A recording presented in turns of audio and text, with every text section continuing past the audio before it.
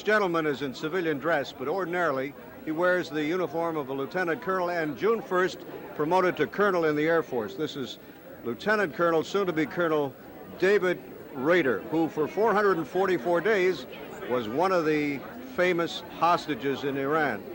I suppose it's a singular experience and kind of an obvious thing for me to say that, Colonel, but the feeling continues. You look wonderfully well, but inside your head one wonders what thoughts go through it. Right, the feeling does continue. I'm still amazed at the interest in the press in the hostage situation at 101 days since we were released. In fact, I'll go so far as to say that there are times when I think I'm embarrassed by the attention. I think I went over to Iran like most people did to do a job. I think I did my job. I had a plan when we were taken. I worked my plan, and at the end of that plan, I came home, and all the attention we get seems to be overwhelmingly out of proportion with what was just completing the job as you were trying to do. In your 444 days of captivity, what sustained you?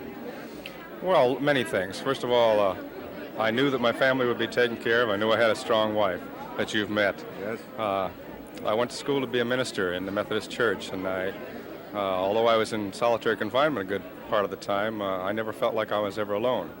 Did they consider you one of the baddies, Yes. comparatively speaking, because Yes. you were assistant air attaché? Yes, sir. They split the group up pretty well into the senior political people and the senior military people. About 17 of us that they concentrated most of their security on. Did and I they was part of abuse it. you physically at all? No planned abuse or no planned physical abuse. They got a little over exuberant at times, mostly because of the harassment program that I was trying to carry out against them. Would you care to share with our TV 11 audience what you're going to do in a few short minutes for the Derby?